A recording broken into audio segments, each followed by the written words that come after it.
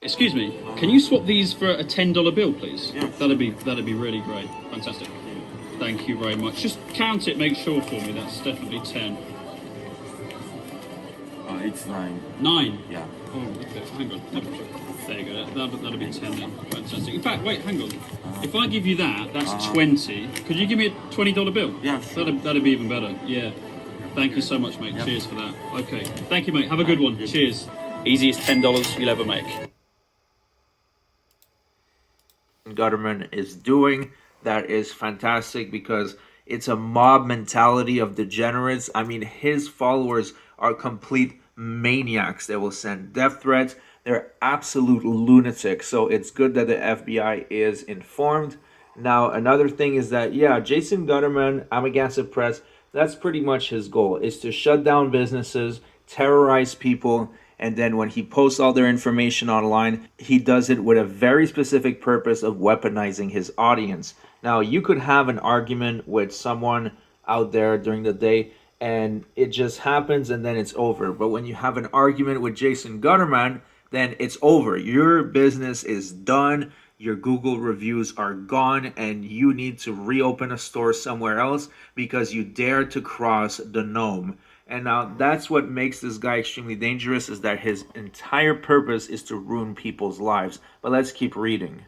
The Gutterman supporters breached the Tucker's Google and Yelp account, causing online information to falsely indicate that the sock parlor was closed. Currently, all their business accounts, including Instagram, remain private.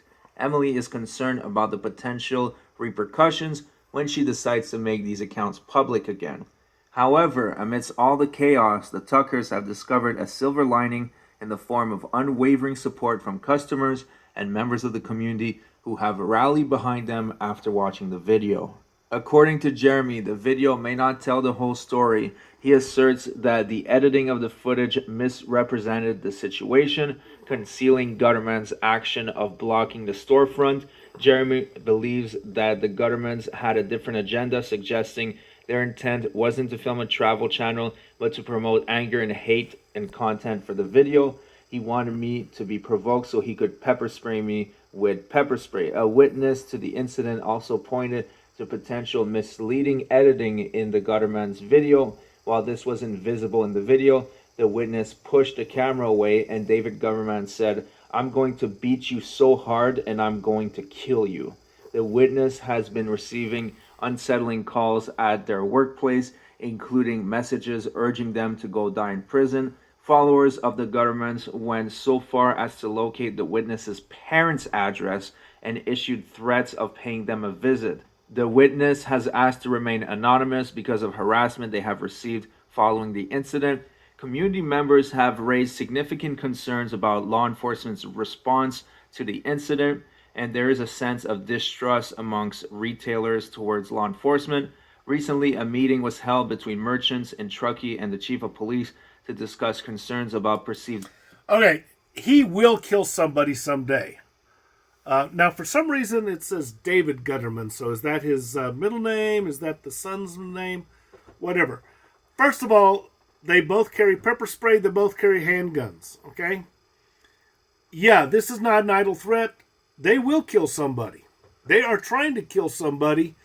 They're just warming up to doing just that. And that person they kill could be you. The thing is, if you have to interact with these guys, I'm going to say, as a store owner, you're kind of pinned down. You can't just abandon the business. But other than that, if you run into these frauditors who will kill you, and first of all, don't take it as an idle threat. They will kill you. Okay? I've had people threaten to kill me, and I didn't take it seriously, and I found out that, by golly, they tried. So there's definitely been attempts for that. So no, don't take it as an idle threat. You're going to have to plan on what you're going to do, how you're going to handle it. I'm going to suggest that you don't say anything to these frauditors. Don't say a word. Don't say hello. Don't say go to hell. Don't say anything to them. Don't say a word to the frauditors. If they say hello to you, do not answer. Don't look at them. Don't do anything. But if you're pinned down, then you really don't have a choice, and you're going to have to act, and calling the police is not an option. That's a fail. The guy you're going to have to deal with first is going to be the son, Pigpen, because he's like Daddy's little boy. Yeah, and Jason, the stepdad of Pigpen, he likes to lead old Ben around by his little tallywhacker. Ben is a pussy. He's a punk. He knows that. He doesn't like being a punk, but he knows he's a punk. So the only way he could prove himself to stepdaddy, you know, and maybe get a little lovin' as he's pulling on his tallywhacker, is to do something extreme like pepper spray somebody, or eventually it's going to be killing somebody. And the method will probably be shooting. Luckily for all of us, they have no experience in killing people. At least not yet. Harass them, harass the people that you pepper sprayed. Think about that one, because I could understand if the person that he pepper sprayed got Guttertrash arrested for pepper spraying, then I would say, damn it, I could see the supporters being bent out of shape and going on the attack, okay? But the owner of Sox Parlor was the one that got the ass end of the deal, and yet they still chose to harass him through Google reviews, Facebook, and so on. Come on now. And again, not only did they harass the owner of Sox Parlor, but they went after everybody else that was on that business. Listen, this is not activism, man. Anybody who watches these videos and you consider this shit activism or Travel Channel material, you're stupid, okay? But let me show you how the responding officer handled Guttertrash. And you tell me if that wasn't bias, okay? He wasn't kissing Amagansett Press's ass, let's say. Let me show you that clip. So here's the police. We got vehicle number 876, and we'll see how it goes, guys. Stay tuned. How we know, sir? Can you go over there and I'll talk to these guys and I'll go talk to you? How you doing? Good. Officer O'Brien? Good, yeah. Pleasure to meet you, sir. Check first, please. Pleasure to meet you, sir. Check first, please. All right, so did you pick up on what came out of the officer's mouth when he greeted Guttertrash? Time and temperature check, please. Time and temperature check, okay? If you're familiar with Guttertrash's videos, that's the first thing he throws out there in all of his videos in the very beginning. Time and temperature check. Guttertrash already knows he's got the officer in his pocket. Pleasure to meet you, sir. Check first, please. Yeah, right. How are you? So what's happening? Well, you can see I'm holding this like this. We started down at the end of the road there. We're doing a travel video for YouTube. Yeah, I've seen your videos. Okay, very good. And your son's. Very cool. Yeah. Appreciate that. Yeah, no I hope you're subscribed. I enjoy them. Very cool. I am. Awesome. Anyway. So we're walking. I imagine what happened. So. 10 minutes.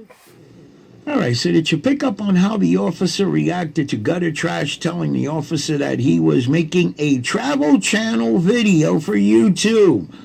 The officer cut him off and said, I could imagine how the business reacted to you recording them. That tells you a lot right there. Listen, the officer's already admitted to being a subscriber. He's admitted to watching Guttertrash's videos as well as his Aho son's videos. That alone tells you everything. Again, when you read the article, you got to look at page number 7. That states it all.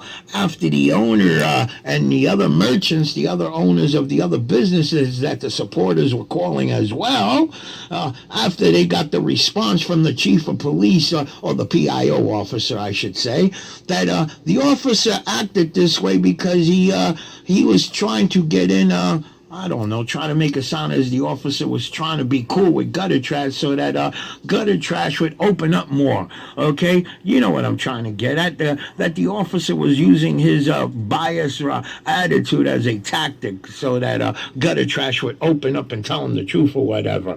Bullshit. You gotta be stupid. By watching what this officer, the way he acted towards Guttertrash and the shit that came out of his mouth, if that doesn't tell you that this guy is kissing Guttertrash's ass, then you're stupid as well. Okay, this cop and the chief of police need to be fired immediately. Not tomorrow, not after breakfast, but immediately. I went to a police academy. I was a Leo at one time, and we have a thing called officer presence, police presence.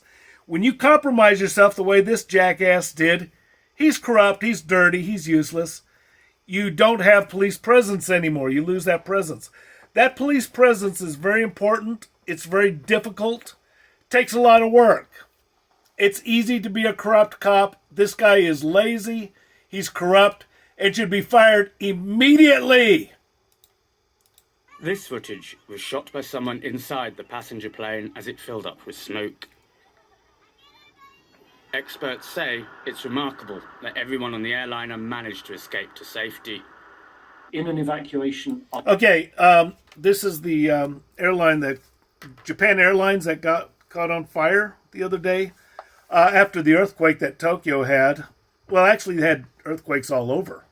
But 379 people evacuated, unharmed, no fatalities, no injuries. 12 of those 379 were crew members. The last one off the plane was the pilot. The entire evacuation took 19 minutes and 53 seconds. Out of the windows of an aircraft. And of course this comes as Japan recovers from that earthquake.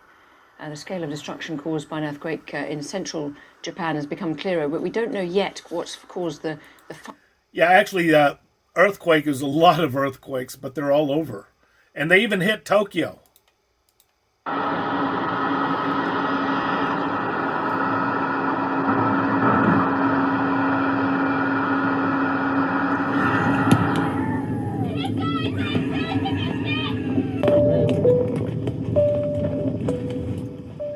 It's from inside the plane. He was a passenger inside the plane when he was one of the ones that evacuated. He was able to get out. I was relieved to get off the airplane. I escaped with my family by walking, not running. Only one of the exits was used. That was the pilot's discretion. Lots of screams in the cabin. People were very calm for the most part. People did not stand up from their seats until they were told to. So they remained sitting until they were told to stand up. They were able to escape smoothly. And nobody got their luggage. Okay. And this was tragic. Kudos to the pilot of the airline. I don't know his name, but it was Japan Airlines, and a lot of initiative on the pilot's part. Now, could we do this in America? I'd like to... Okay, this is the Prime Minister. Okay, he made a statement, but he is the Prime Minister of Japan. But, yeah, there was an accident because Japan Airlines landed and it hit a Coast Guard aircraft. And anyway, could we do this in America? No, because the fraudster of the airplane says, "Oh, I don't take directives. Don't give me any of your directives. Oh, no. You work for me. I pay for your salary. I paid for that uniform. I paid for this. I'm a paying customer. I pay for your salary. You got to do what I say. I don't do... Blah, blah, blah, blah, blah, blah, blah, blah." We could learn from the Japanese. We're not gonna, but we should. And why? For our own benefit, not for their benefit, but for ours. Anyway, to recap, Jason Guttertrash, it's only a matter of time before he kills somebody.